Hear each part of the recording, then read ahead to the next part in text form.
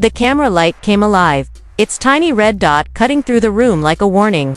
The live chat was already a storm, comments scrolling too fast to read, usernames and emojis blending into one frantic blur. Tasha K sat back in her chair, her posture casual but her eyes sharp, a thick sealed manila envelope resting beneath her palm, while her other hand curled around the stem of a wine glass, brimming with something dark and rich. Her voice was calm, low, but laced with the kind of certainty that made people lean closer to their screens. She said she had something that could end the entire Frost narrative. Not just shake it. She didn't have to name names. Within seconds, hashtags began to sprout like weeds across every corner of social media. Hashtag FrostDNA. Hashtag receipts, Dan, single quotes T-lie. Hashtag it ends here. People didn't log off. They cleared their schedules. If Tasha K was going live with an envelope in hand, it meant someone's reputation was about to collapse in real time. Across the city, Rasheeda wasn't watching the stream, not yet. She was sitting upright in her attorney's office. A quiet wall of confidence, arms crossed as a single sheet of paper slid across the table, toward her. Her lawyer's finger tapped the header before delivering the words she'd been pushing toward for months: court-mandated paternity testing. Results admissible in her divorce. Rasheeda didn't flinch, didn't sigh, her gaze simply flicked to the official signature at the bottom. She'd fought tooth and nail for this, knowing that once the truth had a legal stamp on it, no amount of spin could bury it. This wasn't just about a marriage ending, it was about her brand, her business, and the image she'd let the public believe for years. Meanwhile, Kirk received the news over the phone and immediately focused on what mattered to him most: how it would look. No comments about the child, no concern for the mother. He wanted to know about back entrances, camera-free hallways, ways to slip in and out without a single frame hitting the internet. His attorney reminded him that privacy wasn't part of the deal anymore. The order was official. He had 30 days to show up for the test or risk a default judgment that would seal his fate without him ever stepping inside the clinic. Jasmine didn't pick up when the calls started. It took a process server parking himself outside her apartment to finally get her to the door. She answered in a loose hoodie, hair scraped into a messy bun, eyes shifting toward the corner where a stranger was already holding up a camera phone. She signed the acknowledgement without reading it, muttering something about doing this for herself, not for the spectacle, but her voice carried no conviction. Like even she didn't believe what she was saying. By nightfall, the headlines had already been written without any of them speaking on record. Major blogs plastered the story across their banners. Paternity test ordered for Kirk Frost and Jasmine Washington. Comment sections were split between smug certainty and gleeful anticipation. Some said they'd been calling it for years. Others said the only thing left to see was Rasheeda's reaction. And in the middle of the chaos sat Tasha K, spinning the momentum without giving away a thing. She held the envelope like a lure, tilting it toward the camera and promising the real storm hadn't even landed yet. Then, almost like she couldn't help herself, she tossed in another spark, hinting that Kirk wasn't the only man in her crosshairs. The morning of the appointment felt like a setup from a crime drama. Two black SUVs arrived on opposite sides of the building. Kirk emerged first, hoodie pulled low, sunglasses hiding most of his face. Across the way, Jasmine stepped out in an oversized coat, her hair tucked under a cap. No words, no eye contact, just a tense shuffle into the building, through separate entrances. Inside, the nurse moved with the kind of precision that comes from not wanting to be part of the story. Swabs, paperwork, sealed bags over in minutes. But in their world, nothing stayed contained for long. It didn't take a day before the grainy stills from the clinic's security cameras began circulating, side-by-sides, timestamps, location tags, fans dissecting every pixel. Why was Jasmine's face tight like she'd been crying? Why did Kirk clutch his phone like a lifeline? Everyone had a theory, and no one had the truth. Back at her bistro, Rasheeda's phone buzzed non-stop: missed calls from Miss Charlene, texts from friends, tagged posts from gossip accounts. She scrolled without reacting, her face as unreadable as ever, nails tapping a slow rhythm on the counter. It wasn't anger, not yet. It was something colder: patience. That evening, Tasha K went live again, this time without the whine, without the smirk. She leaned in close to the camera and told her viewers that the results were already locked away, that the court would decide when they saw daylight. But then she let something else slip: there might be another baby, another test, another truth, waiting in the shadows. Her chat exploded. People begged for details, accused her of dragging it for clicks. But they all stayed. The seed was planted. From that day on, the city's energy shifted. It was like everyone was bracing for a storm they could already hear in the distance. Rasheeda vanished from her own feeds, letting her silence do the talking. Every sighting of her without her ring became an event. Every tagged customer photo from the bistro turned into a blog headline. She played the long game, leaving the noise to her attorney while the court date inched closer. Kirk, on the other hand, couldn't stomach the waiting. He booked himself on a podcast, trying to shift the conversation. For a while, he stayed on. Safe ground music, business, legacy. But the host couldn't resist, asking outright about the baby. Kirk laughed, leaned back, and dismissed it with a vague "people say a lot of things" answer. The clip went viral not for what he said, but for what his body gave away. The tapping fingers. The quick eye shift when the baby's name came up. Viewers slowed the video, zoomed in, posted their verdicts. Guilty in the court of public opinion. Jasmine disappeared deeper, not posting a word, but the internet didn't need her participation. A single shaky parking lot video of her wiping her eyes was enough to fuel endless threads. Some said she'd just left her lawyer's office. Others swore the test results had already hit her inbox. Anonymous tweets added gasoline cryptic lines about expectations and disappointments, hinting at a love triangle gone wrong. Then came Tasha K again, this time in a hoodie, barefaced, her tone sharper. She claimed Kirk's history was deeper than anyone thought. Said she had names, proof, that Jasmine wasn't alone in that clinic visit. The comment section became chaos, bloggers scrambling for any crumb. By the time the courthouse hearing was scheduled, paparazzi had begun staking out steps like it was an award show. Inside the Frost Bistro, Rasheeda signed papers without glancing at the screens her staff kept refreshing. Outside his attorney's office, Kirk was caught on camera with that same clenched jaw. Jasmine was spotted in the passenger seat of her sister's SUV, eyes fixed on nothing. And the night before it all went down, Tasha K went live one more time, not to reveal the results, but to make it clear, when the judge read those numbers, the world would change, and it wouldn't be the last test they heard about. The morning air felt thick enough to slice through. Atlanta had always known how to hold its breath when the streets smelled gossip, but this was different.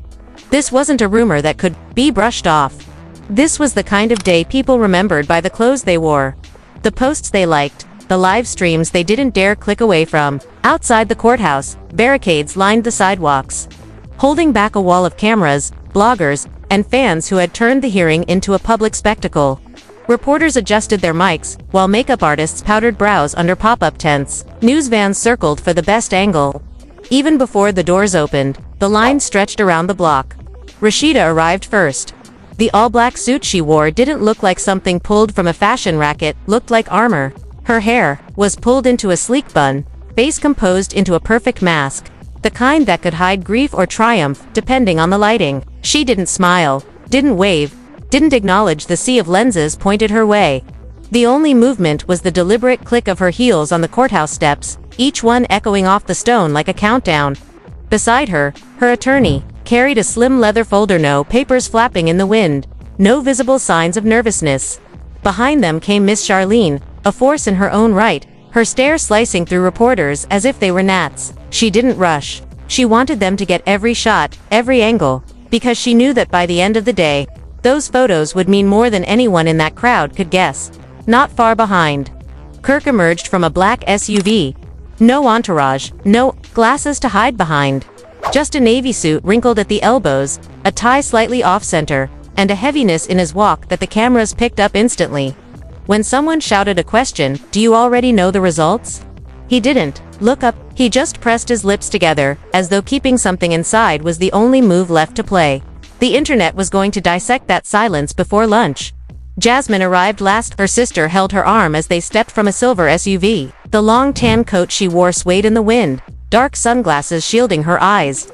Still, the cameras caught the way her jaw tightened, the restless twist of her purse strap between her fingers. Every detail was content now, every twitch, every angle, every blink. Inside the courtroom, the energy was dense, humming, like every surface was vibrating with unspoken words. The front rows were a battleground of bloggers, podcasters, and gossip page admins, their thumbs poised above record buttons. The lawyers, on both sides, stacked their papers with the precision of people who knew how quickly control could slip. When the bailiff called the room to order, the shuffling stopped, and all eyes locked on the judge. The judge was a man trained in the art of neutrality. His face didn't give away a single thought as he addressed the room, announcing the matter of the paternity test in the case of Kennedy, Washington. He confirmed that both parties were present, the results had been received, and they would now be read into the record. A clerk handed him a sealed envelope, the kind that had turned the whole city into an audience. The sound of paper tearing seemed to echo louder than it should have. He unfolded the document, scanned it, then looked up. The verdict came in a single sentence: a 99.9% probability that Kirk Frost was the biological father. It hit the room like a physical blow. A low wave of gasps, whispers, and a lone curse word from somewhere in the back. Jasmine closed her eyes for a moment, her lips pressing together as if to keep something from spilling out. Kirk stared forward, motionless, his jaw locked tight.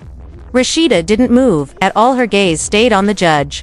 Steady, almost relieved, like she had been living in this exact moment in her mind for months.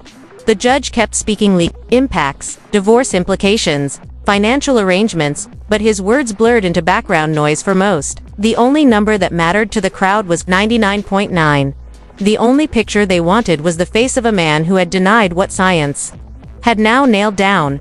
When the gavel fell and the hearing adjourned, Rasheeda rose without looking at Kirk or Jasmine. She gathered her papers, her attorney at her side, and walked out with Miss Charlene a step behind. As they passed through the doors, Miss Charlene turned just enough toward a waiting microphone and said, "One baby confirmed, but word is there's another. Y'all might want to stick around." She didn't pause for questions, letting the soundbite hang in the air like smoke. On the courthouse steps, Tasha K was waiting, phone already angled for her live stream. She faced the camera like she'd just been handed an exclusive no one else could touch. "Well," she said, her voice carrying over the noise, "there you have it. The man lied, the woman hid, and the queen got her truth." She let the chat erupt before dropping another bomb. Another woman had reached out to her, and another DNA test was already in the works. Her followers flooded the comments with shock emojis and fire gifs, begging for names. In the hours after court, the reactions split like lightning through dry air. Back in her SUV, Jasmine sat in silence, scrolling through her phone without opening any messages. Late that night, she posted one photo, a small child's hand wrapped around her own with the caption, "At least now we all know." The comment section lit up, half of it sympathy, half of it venom. Across the city.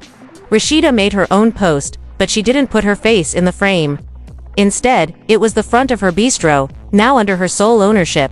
A new sign gleamed. Against the night, unbreakable ATL. The caption was just 3 words: "No more lies." In less than an hour, it had hundreds of thousands of likes and waves of support flooding her feed. And somewhere, parked in the dark outside a strip mall, Kirk stared at his phone's blank screen. He typed out a message, "Some losses are permanent," on a black background and hit post. The responses were instant and unforgiving. "You did this, should have stepped up from day one. You lost the only real one you had." But it wasn't the last word. That came from Miss Charlene, who went live from her living room with a Bible resting beside her. Her voice was steady, certain. "The truth is a gift," she said. "Sometimes it's late, sometimes it's painful, but it always comes. And now that it's here, my daughter can walk away free. That's all I prayed for."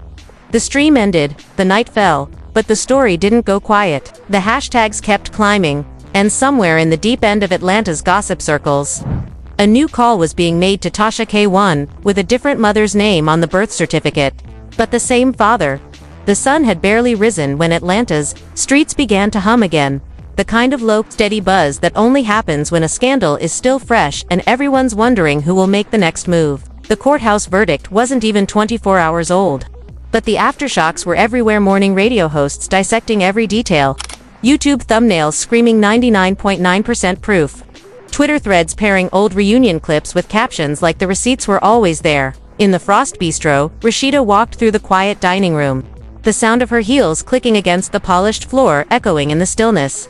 She paused at a table by the window, looking out at the street, phone in hand, scrolling past headlines that now defined her marriage's public ending. She wasn't hiding from it. She was curating it, controlling which stories got her attention and which she let burn out on their own. Every silence was deliberate. Every response was strategic. Across the city, Kirk's morning was a different picture. He sat in the back of his SUV, a baseball cap pulled low, a disposable coffee cup in one hand, his phone in the other. Notifications lit up his screen faster than he could swipe them away. Calls from numbers he didn't save, texts from friends telling him to stay offline, and a string of messages from people claiming they could help clean this up. But there was no cleaning this. The paternity results were a fact, stamped and sealed by a court. The only thing left for Kirk was the choice between fading into the background or trying to talk over the noise. He'd never been good at disappearing. Jasmine had gone back into lockdown mode.